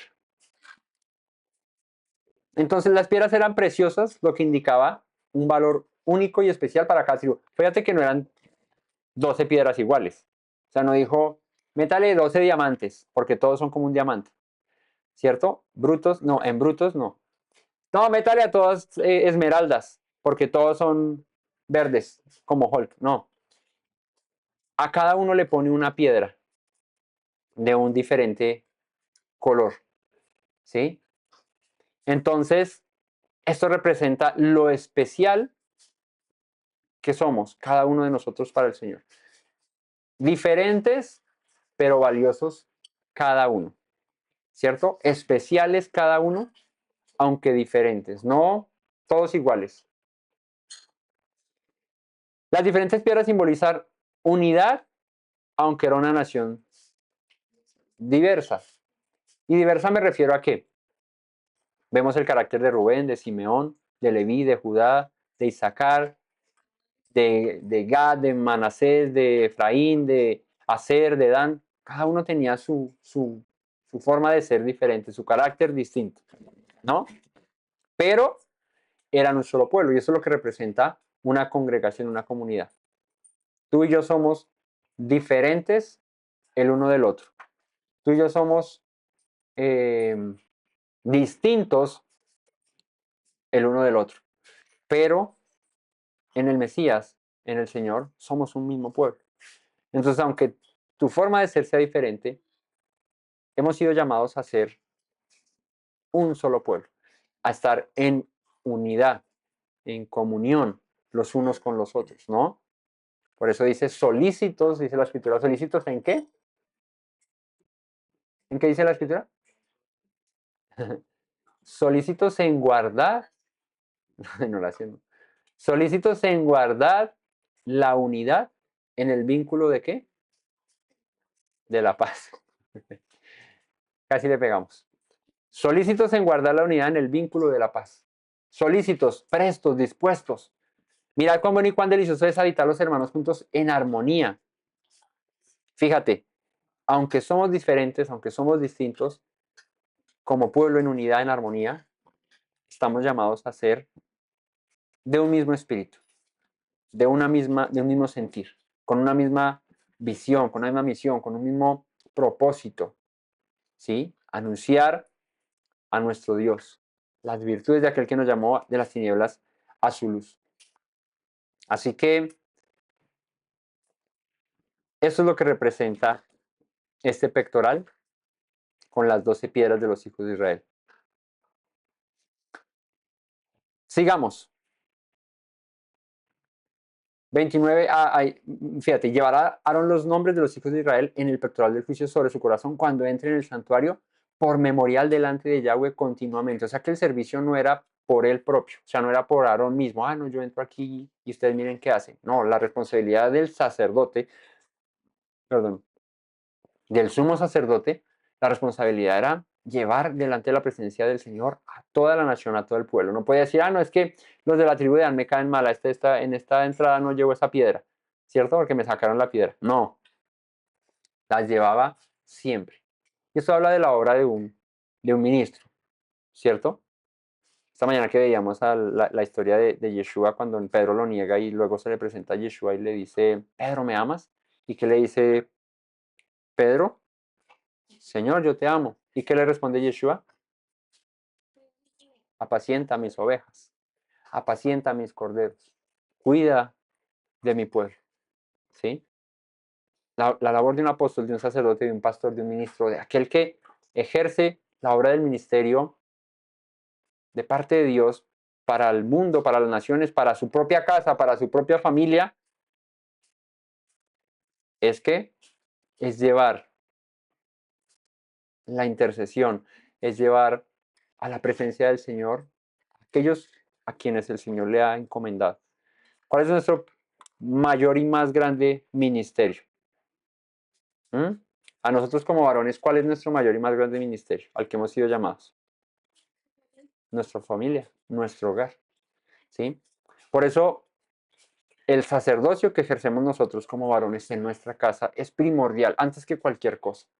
¿Sí? Antes que cualquier eh, prédica, enseñanza, campaña evangelística, lo que sea, lo primero que hemos sido llamados es a tener nuestra casa en orden. Y nuestro primer ministerio es ese. ¿De qué sirve? ¿No? Grandes milagros, prodigios, hazañas, llenar estadios y tus hijos perdidos. ¿No? ¿De qué sirve decir que temes a Dios, que guardas sus palabras, que guardas sus mandamientos y tus hijos extraviados, cuando tú tienes la posibilidad de instruirlos, de enseñarlos? A veces descuidamos el mayor ministerio que tenemos, que es nuestro propio hogar, por poner por encima el llamamiento de predicar, de anunciar, no es que, ¿cierto? Ese ejemplo de que, no, ¿y dónde están sus papás? No, por allá predicando y los hijos para allá en la casa solos, donde el vecino viene y les dice cosas, les habla, les hace, y porque es que estamos sirviendo a Dios, ¿no? Es el primer servicio que se hace a Dios, es el de la casa, es el de tus hijos. Dios te va a pedir cuentas primero a ti, papá y mamá, de tus hijos. Y luego, si enseñamos y si predicamos, pues nos pedirá cuentas de aquellas personas a las que enseñamos. Pero nuestra casa debe estar en orden, nuestra casa debe estar en servicio al Señor también. Ahí es donde Pablo dice, bueno, si tú quieres ser obispo, pues anhelas una buena obra, pero tú debes tener a tus hijos en sujeción, marido de una sola mujer, debes estar viviendo bien y que tu casa refleje eso también. No que seas el más grande y reconocido afuera y en tu casa tus hijos no te respetan o tus hijos viven como les parece, ¿no? Así que el primer y más grande ministerio que tenemos nosotros como varones es nuestro hogar, nuestra familia, ¿sí? ¿De qué me sirve a mí predicar y todo esto y hablarles a ustedes y enseñarles y todo si mi hija no teme a Dios, si mi hija no crece amando al Señor, pues estoy haciendo algo mal? Entonces, ¿qué va primero? Si mis hijos se están desviando, si mis hijos nada que ver, pues prefiero, antes que estar predicando, antes de que estar haciendo algo que el Señor nos mandó a hacer, claro, yo estoy aquí predicando porque el Señor me llamó a hacerlo y llevo mucho tiempo haciéndolo, pero si mi casa se está perdiendo, pues con todo el dolor del alma les tendría que decir, dejo de predicar y me voy a ocupar de mi casa para que mi casa tema al Señor y para que mi casa sirva y para que mi casa siga al Señor. Primero yo cada Shabbat aquí predicándoles, enseñándoles, hablándoles, y mis hijos perdidos. Pues no tiene sentido. Predícale primero a tu casa, predícale primero a tus hijos, enséñale a tus hijos, guía a tus hijos, instrúyelos, acércalos al Señor primero y luego entonces haz la obra que tengas que hacer para el Señor. Esa es la manera. Esa es la manera. Porque Dios no nos va a pedir cuentas de cuántas predicas grabamos en YouTube y subimos. Dios nos va a pedir cuentas y va a decir, bueno, ¿y tu hijo qué? ¿Y tu hija qué? ¿Qué pasó con tu familia? Ese fue el hogar que te di. ¿Qué hiciste con ellos? ¿Los instruiste, los pastoreaste o, o no? ¿No? Llegará el momento, ahorita mi hija va a cumplir 2 años, está muy pequeña, ¿cierto? Con todo y eso, le ponemos videitos, le enseñamos acerca de las cosas del Señor. Pero cuando ella empiece a entender, Cuando ella empiece ya a razonar y a decir, hombre, sí, mis papás que guardan el Shabbat, que mis papás hacen esto, que mis papás hacen aquello, pues mi responsabilidad primero es instruirla a ella, ¿sí? Porque si yo me siento aquí un Shabbat a darles a ustedes la prédica y mi hija haciendo otras cosas y no le importa nada de Dios, pues yo estoy haciendo algo mal. Entonces prefiero dejar esto aquí mejor. Me reúno con mi familia, con mi casa, le enseño a mi hija, porque para eso es el Shabbat. Y luego de que eso esté en orden, que yo la pueda tener aquí sentada escuchándome y aprendiendo, pues que así pase, ¿no? Entonces no sé qué pasará cuando mi hija ya esté un poquito más grande, cómo manejaremos esto, si las enseñanzas aquí las dirigiremos o las llevaremos un poco más para que eh, ellos aprendan, en mi caso para que mi hija aprenda, para que mi hija se instruya en el Señor, ¿sí? Pero ese es el llamado primordial. Si tú tienes hijos, antes que salir a predicar el Evangelio al mundo, predícaselo a tus hijos. Antes que salir a hablar de Dios a las naciones, predícaselo a tus hijos. Ese es el mayor tesoro que tenemos. Y si queremos que el mundo se arrepienta y busque de Dios porque se está perdiendo, ¿cuánto más nuestros hijos? ¿O no nos va a doler más a nosotros? Claro que el mundo se pierda, claro, se está perdiendo, pero mi hijo se está perdiendo, mi hija se está perdiendo. Mi esposa no quiere nada con Dios. Mi esposo nada que ver con Dios. Y yo allá dele y a todo el mundo anúnciele y convierta almas y mi casa llevada, pues primero a los de mi casa. Así que eso es un llamado de atención a todos nosotros. Es tiempo de hablar a nuestros hijos, de predicarle a nuestros hijos, de enseñarle a nuestros hijos, de guiarlos, de instruirlos en el camino de la vida. Ese es el tiempo de hacerlo. Y sí, no solo el Shabbat, todo el tiempo, todo el tiempo. Versículo 30 dice, y pondrás en el pectoral del juicio Urim y Tumim, para que estén sobre el corazón de Aarón. Cuando entren delante de Yahweh, llevará siempre a Aarón el juicio de los hijos de Israel sobre su corazón delante de Yahweh. Y con respecto al Urim y al Tumim, pues no hay, digamos que mucha, mucha información acerca de esto, pero sí eran dos piedritas. Algunos dicen que eran una piedra blanca y una piedra negra. El hecho era que de esta manera se echaban las suertes, digamos, cuando era el tema de Yom Kippur, de la cabrita que era para el Señor y la que se mandaba al desierto, la Azazel. Se echaba suertes y de acuerdo a cómo cayeran, pues escogían, ¿no? Y dice, y siempre las llevará. Aarón llevará el juicio de los hijos de Israel sobre su corazón delante de Yahweh, la responsabilidad. ¿Ves? La responsabilidad de un padre es llevar el juicio del Señor, ¿sí? El juicio de los hijos de Israel, el juicio de sus hijos, de su casa, delante del Señor. Eso quiere decir que yo tengo la responsabilidad de que lo que hagan mis hijos, de que lo que les pase a mis hijos es responsabilidad mía, porque yo soy el sacerdote, yo soy el que fui llamado a ser padre, ¿sí? De la misma manera, mis padres sobre mí, ¿no? O sea, hoy yo soy papá, pero también soy hijo. Y la responsabilidad que tienen mi padre y mi madre sobre mí como hijo, sobre mis hermanos como hijos, pues es la misma que yo tengo sobre mi hija. Y es que de lo que primero nos va a pedir cuentas Dios es de eso. ¿Y tus hijos qué? Entonces, esa es mi responsabilidad. Harás el manto del efod todo de azul. Dice, en medio de él por arriba habrá una abertura, la cual tendrá un borde. Y vamos a mostrar aquí. Ahí está todo el efod. Espera, alejamos un poquito al sumo sacerdote aquí que lo tenemos viendo. Lo alejamos, uy, lo alejamos mucho. Eso lo acercamos aquí más. Listo, ya. Ahí ya está. Harás el manto del efod de azul en medio de él por arriba para la abertura, la cual tendrá un borde alrededor de obra tejida como el cuello de un coselete para que no se rompa. O sea, el efod tenía que tener un cuellito, ¿sí? Lo pasaban con la fileteadora para que no se fuera a romper, para que no se fuera a desgarrar. Cada cuando se lo pusiera no se le fuera ahí una. ¿Sí? Entonces tiene que, dice, en medio de él por arriba habrá una abertura, por ahí metía la cabeza, la cual tendrá un borde alrededor de obra tejida como el cuello de un coselete para que no se rompa. Y en sus orlas habrá granadas, ahí ven abajo, de azul, púrpura, carmesí alrededor, entre ellas campanillas de oro alrededor. Una campanilla de oro, una granada. Otra campanilla de oro, otra granada en toda la borda del manto, o sea, aquí en el borde del manto, ahí los ven. Ya les voy a hablar más. Aquí está el manto, aquí están las granada, campanilla, ahí está. Y estará sobre Aarón cuando ministre, y se oirá su sonido cuando él entre en el santuario delante de Yahweh, cuando salga, para que no muera.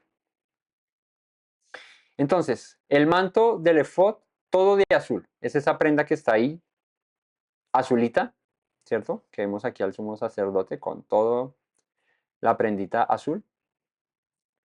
En medio de él, por arriba, ok, listo. Entonces, esa es la prenda que se iba a poner el sumo sacerdote. Un manto, en hebreo, meil, de color azul celeste, con campanillas de oro y granadas en sus bordes. ¿Qué representa el azul? Lo celestial, la gloria del Señor. Las campanillas indicaban que había actividad en el tabernáculo. Cuando el sumo sacerdote entraba al tabernáculo a oficiar el servicio al Señor, llevaba esas campanillas, que había actividad, que estaba el sumo sacerdote sirviendo en el tabernáculo. ¿Sí? No entraba ya y se echaba a dormir, ¿no? Dejaron de sonar las campanillas. Habían dos opciones por las cuales dejarían de sonar las campanillas, o porque el sumo sacerdote se dormía, ¿cierto? O porque se moría, ¿verdad? ¿Por qué? Porque cada vez que él entraba, llevaba esta prenda y había sonido siempre. O sea, tú pasabas por el lado del tabernáculo y sonaba y era el sumo sacerdote que estaba ya oficiando el servicio. Si dejaba de sonar, o era que ya se había ido, o se había dormido, o se había ido para otro lugar, ¿cierto? Hay alguna vez escuchamos una enseñanza de que es que estas campañas sonaban y cuando él entraba al lugar santísimo, si dejaban de sonar era porque el sumo sacerdote se había muerto, entonces era que el Señor no había aceptado la ofrenda y que entonces lo sacaban con una cuerdita del lugar santísimo muerto, y eso no aplica porque es que en el único momento en el que el sumo sacerdote entraba al lugar santísimo era el día de Yom Kippur. Y en Yom Kippur él no se ponía esa vestidura. Él se despojaba de esa vestidura y se vestía todo de lino, todo de blanco. O sea que cuando él entraba al lugar santísimo no entraba con las campanillas sonando. Todo el año él vestía esta vestimenta. Todo el año él le sonaban para aquí, le sonaban para allá. En el día de Yom Kippur él entraba de blanco completamente, no con esta pinta, y no sonaban las campanillas. Aquí es interesante ver algo, y es el tema del sonido que emitía el sumo sacerdote en el servicio al Señor. Nos puede hablar acerca de la música, acerca de la ofrenda, de la alabanza que le damos al Señor. Iba incluido con sonido. No sé, bueno, pues haz de cuenta varias campanillas sonando, ¿cierto? Mientras que se va moviendo el sumo sacerdote. Así que las campanillas indicaban esa música, y las granadas. ¿Qué son las granadas? Las granadas es un fruto que se da en Israel, ¿cierto? Un fruto como rojizo, de cuenta parecido por dentro parecido a la granadilla. Pues es diferente, pero algo así, como con muchas semillas por dentro. Cuando se abre la granada, tiene muchas semillas por dentro. ¿Qué representan las granadas? Si es un fruto, ¿cierto? Pues lo mismo. Lo mismo, ¿no? El fruto. La obediencia es un fruto que generamos nosotros cuando servimos a Dios, ¿no? O más bien, de la obediencia se desprende un fruto, ¿cierto? Que es demostrable delante del Señor. Así que las campanitas en hebreo, paomonim, ¿sí? Hablaba acerca del sonido presente en el servicio al Señor, reverencia, ¿sí? Estaba en constante movimiento dentro del lugar santo, el sumo sacerdote. Podría representar que delante de Dios no hay nada oculto, todo es evidente, ¿sí? Y una intercesión constante y consciente. De ahí eh, podríamos aprender al servicio a Dios, cuando estamos haciendo algo para el Señor, debemos hacerlo conscientemente, debemos hacerlo con conciencia, valga la redundancia. ¿Por qué? Porque no es como en automático, ¿sí? No es como que estoy sirviendo a Dios y ¿qué estás haciendo? Estoy orando y está ahí nada más dormido, ¿no? ¿Has visto cuando los judíos estudian, por ejemplo, la Torá? Cuando los judíos estudian la Torá se están moviendo constantemente. Porque cuando tú lees un libro y estás así, leyendo, a mí me ha pasado, estoy leyendo algo y de pronto estoy cansado o algo, uno empieza a quedarse dormido, empieza a cabecear ahí, empiezas. Pero si tú estás en constante movimiento, si tú vas para allá, para acá y te estás moviendo, pues mantienes la concentración. ¿Sí? Entonces tú ves a los judíos, ellos no se mueven porque sí. Tú ves a un judío estudiando la Torah y está así, y la va leyendo, y la va leyendo en voz alta y la repite y está moviéndose ahí. Digamos que conscientemente se está haciendo. Bueno, ellos sí que una ofrenda mecida, que al Señor y todo esto, tienen todo eso que ver, pero la razón es eso, es que la ofrenda sea consciente, ¿sí?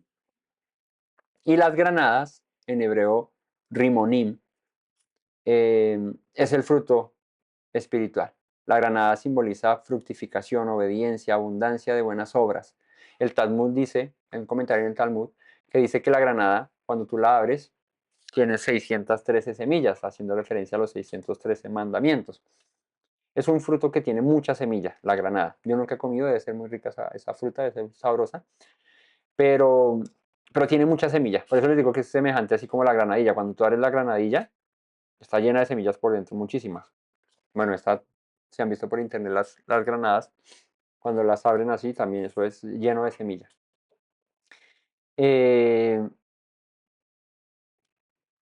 Y podríamos hacer aquí una referencia, porque mira, granada, campanilla, granada, campanilla, granada, campanilla, intercaladas, una granada y una campanilla. Las campanillas sin granadas podrían representar palabras vacías, un servicio muy elocuente, muy sonoro, pero sin fruto, sin nada detrás. Las granadas sin campanillas representarían fruto sin evidencia, sin demostración. Es que las campanillas em, hacían notar la presencia del sumo sacerdote. O sea, se está moviendo, ahí está el sumo sacerdote. ¿Sí? Así que juntas podríamos entender que el servicio a Dios debe tener voz y fruto, evidencia y fruto, verdadera obediencia y una proclamación práctica. Esto quiere decir que deben ir la una con la otra. Cuando nosotros servimos al Señor debemos hacerlo mostrando fruto o llevando fruto mejor, pero demostrándolo, evidente, ¿cierto? No puedo decir que yo tengo el fruto del amor en mi corazón cuando no lo evidencio, no lo muestro. Ahí es donde diría, no, pues sí, están muchas palabras bonitas, pero en realidad no pasa nada. Entonces, todas las cosas que el Señor nos ha pedido que llevemos como fruto de su espíritu, paciencia, benignidad, bondad, mansedumbre, templanza, ¿cierto? Deben hacerse evidentes, deben manifestarse. ¿Cómo se manifiesta eso? Pues cuando actuamos con nuestro prójimo, cuando eh, reflejamos eso con nuestros semejantes. Verso 36, harás además una lámina de oro fino y grabarás en ella como grabadura de sello, santidad a Yahweh. Y en la frente, a mí se me olvidó grabarle las letras, pero ahí después se las debo. Ahí en la frente del sumo sacerdote está esa lámina de oro. Y en la lámina dice que llevaría un sello, que diría santidad a Yahweh. La palabra en hebreo es Kodesh le Adonai o le Yahweh, ¿cierto? Santidad a Yahweh. Y vamos a desglosar un poquito esta frase que llevaba aquí el sumo sacerdote en su frente. ¿Y por qué en la frente, no? ¿Qué representaba una lámina de oro en la frente? Consagración total al sacerdocio. Cuando el Señor habla en Deuteronomio 6:4, ¿cierto? Y estas palabras que te mandó hoy están en tu corazón, las pondrás como señal en medio de tus ojos, aquí en tu frente, entre tus ojos, y como marca en tu mano. La Torah, la instrucción del Señor, debe ser una señal que nos caracteriza de los demás, que nos distingue de los demás. Las señales hacen eso. Cuando tú eres una persona tatuada, la distingues de uno que no está tatuado, ¿no? Entonces tú estás por la calle y de pronto, sí, ese señor tatuado, ahí donde está, ahí. Entonces es fácil de, de reconocer porque hay una señal, una marca. Bueno, la Torá en nosotros debería ser eso, una marca, una señal que nos diferencie. Claro, el que guarda el Shabbat. Ya. Claro, usted no come kosher, no come kosher. El que come kosher, ¿cierto? Bueno, la gente diría, el que no come cerdo, ¿cierto? Sí, sí, sí. ¿Por qué? Porque el Señor prohíbe que comamos cerdo. Usted el que ama, usted el que perdona, usted que tiene misericordia del usted el que ayuda al necesitado, usted. Estos son frutos de esa señal que decimos llevar, que es la Torah. Entonces, es consagración al Señor completa. La lámina en oro, ¿no? Que es gloria, realeza, divinidad. En la frente, ¿qué hay en nuestra frente o qué representa aquí nuestra frente? Nuestros pensamientos, ¿no? Nuestros actos, nuestras acciones, todo lo que nos mueve, ¿cierto? Lo que razonamos, aquí está, en nuestra cabeza. Y el Señor dice que lleves una lámina que diga santidad Yahweh. ¿Eso qué significa? Todo lo que somos, todo lo que somos, todo lo que pensamos debe estar en unidad con el Señor, en santidad con el Señor. ¿Sabes qué dice la palabra? La palabra dice, tú guardarás, ¿en qué? En completa paz. ¿A quién? Aquel cuyo qué? Pensamiento en ti persevera, porque en ti qué? Ha confiado. Aprendas ese pasaje. Tú guardarás en completa paz, en perfecta paz, aquel cuyo pensamiento en ti persevera, porque en ti ha confiado. El sumo sacerdote llevaba una lámina de oro que decía santidad Yahweh. Cuando tú perseveras en tus pensamientos, en el Señor, en el temor al Señor, dice Él te guarda en completa paz. Tú vas a estar tranquilo. Cuando tu meditar de día y de noche es el Señor, Él guardará en completa paz al que persevera en Él, en sus pensamientos en Él, porque en Él ha confiado. ¿Saben qué es lo más difícil del Shabbat? Yo lo aprendía de un predicador. ¿Qué es lo más difícil del Shabbat? Dejar de pensar en lo demás. Es lo más complicado del Shabbat. Ahorita estamos estudiando la palabra y de pronto la estamos pensando. Pero acaba uno de estudiar la palabra, inmediatamente. ¿Qué pasa? Pensamos, ¿qué tengo que hacer ahora en la tarde? Mañana, ¿qué voy a hacer? Se me olvidó hacer esto. Bueno, y está uno en constante piensa y piensa y piensa. La escritura dice, guardarás en completa paz aquel cuyo pensamiento en ti persevera porque en ti han confiado. Yo les voy a invitar a que en Shabbat, lo aprendí y así se los quiero transmitir, a que en Shabbat, cada vez que venga un pensamiento diferente al Shabbat, lo matemos. O sea, literal, tengamos la capacidad de apagarlo. ¿Sí? Apenas acabemos ahorita la enseñanza, lo más probable que uno hace, ¿cierto? Es que llega a calentar el almuerzo, cautiva ese pensamiento, no, ¿qué es lo más rápido que uno hace cuando acaban las enseñanzas? Cuando uno está desparchado en el medio del Shabbat. Coger el teléfono, es lo más rápido que uno hace. Uno coge el teléfono, para lo que sea. ¿Qué hay en el teléfono que te saque de la comunión del Shabbat? Todo, a menos de que hablas la Biblia. A menos de que hablas la Biblia, todo. Porque entras a WhatsApp y te hablaron del trabajo y te dijeron, haz esto, entonces ahí saliste. Te habló el señor con el que tienes una cita mañana y te saliste porque ya te pusiste a hablar de eso. Entraste a Instagram y viste el trapo mágico y quiero comprarme el trapo mágico, entonces de ahí me voy patemo a comprarme el trapo mágico y me voy a mirar, aunque no lo compre ahorita, me voy a mirarlo a ver si está en promoción. Y se sale uno muy fácil del Shabbat, se sale uno muy fácil del. La escritura nos manda a que en Shabbat, ¿cierto? No andemos en nuestros propios caminos, no pensemos nuestros propios pensamientos, no estemos en lo que cotidianamente hacemos. El día de mañana tengo que hacer esto, sí, no importa. Mañana traerá su propio afán. Hoy estoy en Shabbat. Entonces, procuremos. Imagínate el sumo sacerdote entrando al lugar santísimo o al lugar santo a presentar el incienso, a prender las lámparas y todo. Y de pronto cuando está presentando el incienso dice, ay, fue mi chica, se me olvidó que mañana tengo que hacer esto y no sé qué. ¿Qué pasaba? Pum, de una, muerto. Porque es que ahí estamos en lo que estamos. ¿Qué le pasó a Nadab y Abiú? Ofrecieron fuego extraño. ¿Qué hicieron? ¿Qué es ofrecer fuego extraño? No solamente que prendieron un incienso de canela y era de mirra el que tenían que prender, no. Fue la manera en la que procedieron con el servicio. Algo hicieron mal. Se salieron de los parámetros y del estándar que el Señor dijo, así me servirán a mí.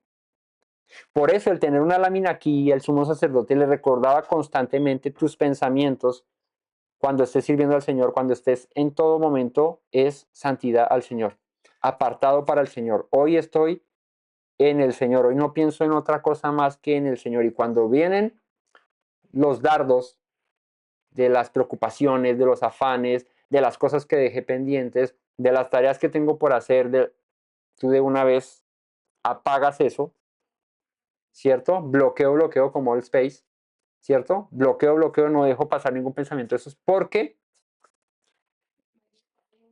cuando tú dejas la puerta medio abierta, se te mete.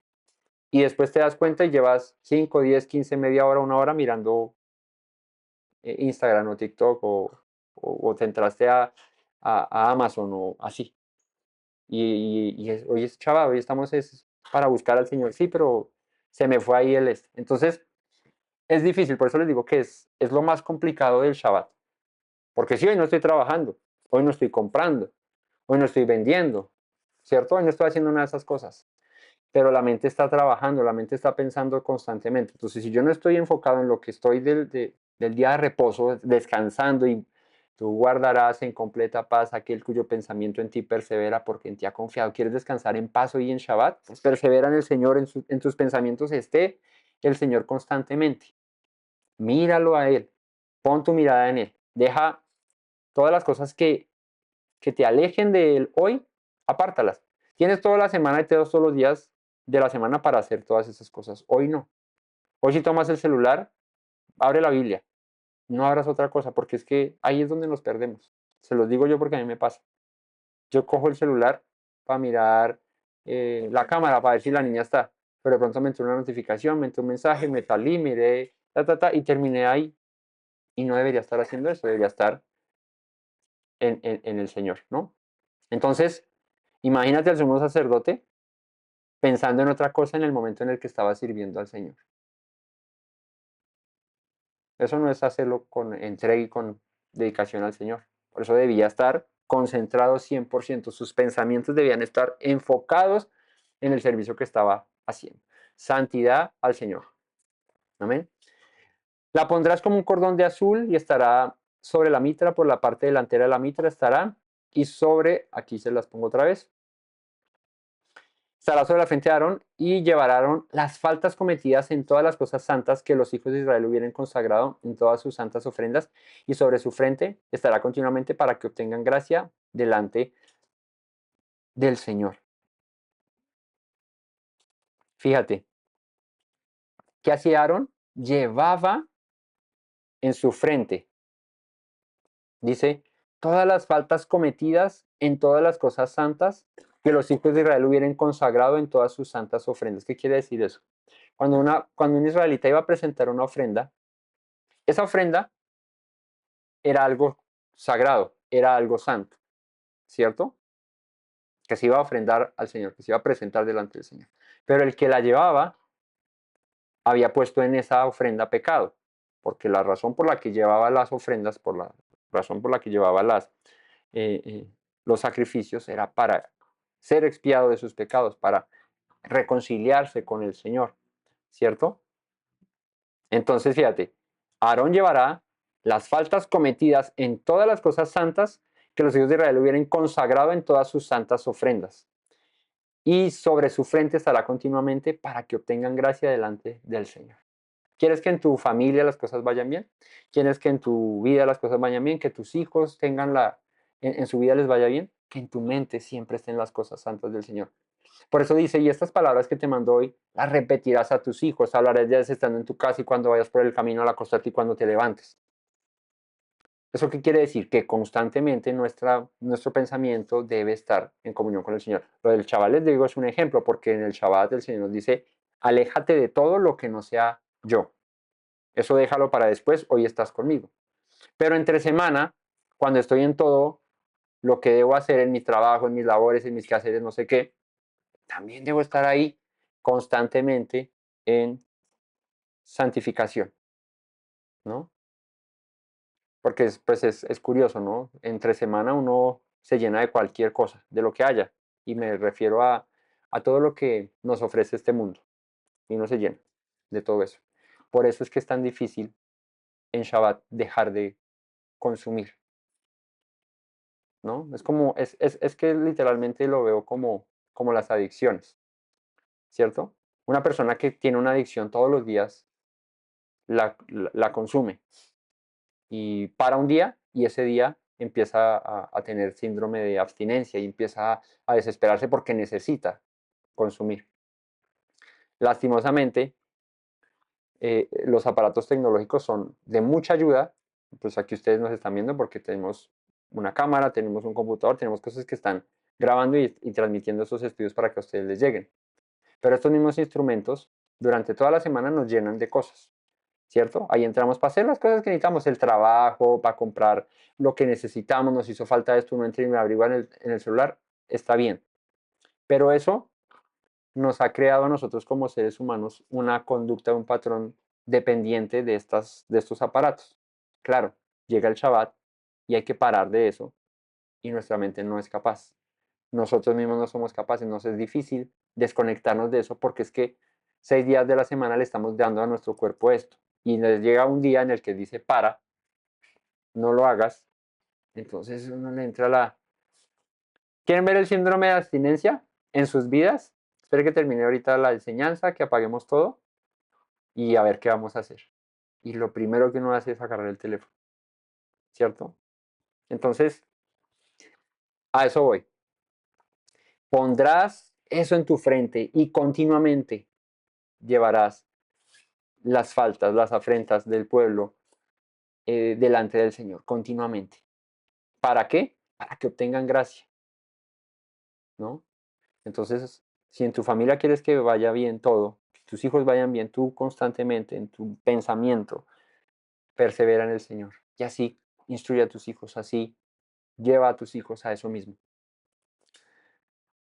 Y bordarás una túnica de lino fino, harás una mitra de lino, harás también un cinto de obra de recamador, que esta es la parte de abajo. Aquí se la muestro, ya con eso vamos cerrando aquí la vestidura sacerdotal. Es esa túnica blanca que llevaba el sumo sacerdote ahí debajo. Y harás un cinto de obra de recamador, ¿sí? El cinto era el cinturón para amarrarse todo ese ropaje que tenía encima. Entonces la túnica bordada, que es Kutonet Tashbet, representa la justicia del sacerdote, la pureza, el servicio fiel, era blanca, y un cinto de obra de recamador, que era el cinturón Abnet, que representaba, ¿para qué se pone un cinturón? La escritura dice, ceñíos vuestros lomos con la verdad. ¿Qué hace el cinturón? Nos prepara para el servicio, ¿sí? Cuando dice que Yeshua se ciñó, ¿no? Cogió la toalla, se ciñó y empezó a lavarle a sus discípulos los pies. Se dispuso para servir. El cinturón habla de eso, de una disposición para el servicio. Ceñidos vuestros lomos con la verdad. La verdad es que su palabra, su Torah, su instrucción. Ok, prepárate para el servicio al Señor, ¿no? Yo ahora que ando así como medio delgado, si no me pongo cinturón, se me caen los pantalones. Entonces hay que apretarse el cinturón, ponerse los pantalones bien puestos, ¿cierto? Y ejercer la obra del Señor. Y para los hijos de Aarón harás túnicas también, les harás cintos, les harás tiaras para honra y hermosura. Ellos también tenían honra y hermosura, aunque no era esta misma vestidura. Y con ellos dice, vestirás a Aarón, tu hermano, y a sus hijos con él, y los ungirás y los consagrarás y santificarás para que sean mis sacerdotes. Les harás calzoncillos de lino para cubrir su desnudez. Serán desde los lomos hasta los mulos, o sea, desde aquí arriba desde las nalgas hasta abajo, hasta los muslos, aquí, ¿cierto? Esos son los lomos. Los lomos es aquí, en la cintura, hasta los muslos, aquí como hasta las rodillas tenían un, así tipo Shrek en la película esa de Shrek tercero, que se ponía como unos calzoncillos blancos que le llegan hasta las rodillas, como unos pantalones blancos, así tipo era victoriana, así. Para no ver la desnudez, ¿cierto? Y estarán sobre Aarón y sobre sus hijos cuando entren en el tabernáculo de reunión o cuando se acerquen al altar para servir en el santuario, para que no lleven pecado y mueran. Es estatuto perpetuo para él y sus descendientes después de él. ¿Cómo termina este capítulo? Diciendo que las vestiduras del sumo sacerdote eran obligatorias siempre que el sumo sacerdote estuviera sirviendo en el tabernáculo, debía hacerlo con estas vestiduras para no llevar pecado, para que no murieran. Estatuto perpetuo por sus generaciones. ¿Sí? O sea, esto no podía cambiar de un día para otro. Siempre el sumo sacerdote llevaba esta honra, llevaba este vestido. Eso quiere decir que todos los días de que el sumo sacerdote sirviera al Señor debía hacerlo con la misma santidad, con la misma integridad, con la misma justicia, con la misma devoción, con la misma entrega. Esto nos habla a nosotros de lo mismo. Nosotros cada día que servimos al Señor, cada día que vivimos debemos hacerlo con la misma entrega, con la misma devoción, con la misma santidad, mejorando, eh, eh, acercándonos más al Señor, ¿sí? Y como empecé, así termino, no tomando el servicio a Dios como algo ligero, como algo pasajero, como algo trivial, como algo vano, ¿no? Eso es una reunión aquí, yo tengo acá 8 días y ya, y pasa, y luego y sigo mi vida como vengo. No, el servicio a Dios debe ser constante, debe ser una entrega constante, ¿sí? Una santificación constante y, y que el Señor nos dé la pasión, la entrega, el amor, nos dé el deseo de día a día servirle con mayor entrega, con mayor devoción, con mayor santidad, para que Él sea en nosotros obrando, trabajando, haciendo, no solo en nuestra vida, en nuestra propia familia. Recordemos, nuestro primer y más importante sacerdocio y llamado es nuestra casa, es nuestro hogar. Que nuestros hijos le conozcan, que nuestra esposa, que nuestro esposo, que nuestra familia entera le conozca y le sirva. Ese es nuestro mayor ministerio y nuestro más grande llamamiento. Así que el Todopoderoso nos alumbre, nos ilumine en esto, nos dé la sabiduría para ponerlo en práctica y que sea su Espíritu yendo delante nuestro siempre y que en nuestra vida siempre haya un reflejo de su luz. Si bien es cierto, no llevamos ahorita las vestiduras de un sumo sacerdote, pero sí hemos sido revestidos de justicia, de santidad, de amor, por la muerte de nuestro Mesías Yeshua. Pues dignifiquemos esa vestidura, esa honra que el Señor nos dio a través de nuestro Mesías Yeshua y mostrémosla al mundo, a los que nos rodean, siempre. Amén. Que el Todopoderoso les bendiga, familia, les guarde y en este día de reposo les dé paz. Recuerden, tú guardarás en completa paz aquel cuyo pensamiento en ti persevera, porque en ti ha confiado. No olviden las palabras que dijo nuestro Mesías Yeshua. Si permanecen en mis palabras, serán verdaderamente mis discípulos y conocerán la verdad, y la verdad los hará libres. Shabbat shalom a todos.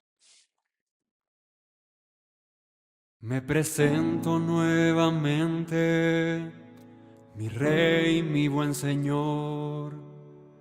Mis pasos se han desviado, necesitan dirección. En tu amor me he refugiado, Yeshua, pues así al Padre puedo hoy decir. Me presento nuevamente, mi Rey, mi buen Señor. Mis pasos se han desviado, necesitan dirección. En tu amor me he refugiado, Yeshua, pues así al Padre puedo hoy decir. Abba Padre, Baruch atah. Señor Dios nuestro Rey de eternidad. Abba Padre, Baruch atah. Adonai Eloheinu melech haolam.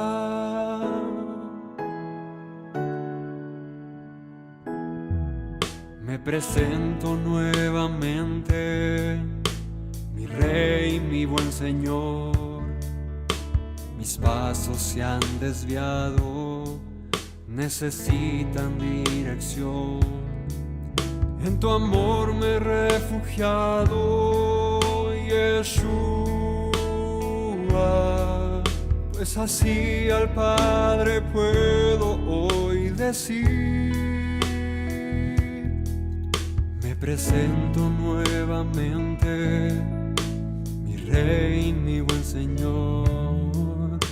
Mis pasos se han desviado, necesitan dirección. En tu amor me he refugiado, Yeshua, pues así al Padre puedo hoy decir. Abba Padre, Baruch atah. Señor Dios nuestro Rey de eternidad. Abba Padre, Baruch atah. Adonai Eloheinu melech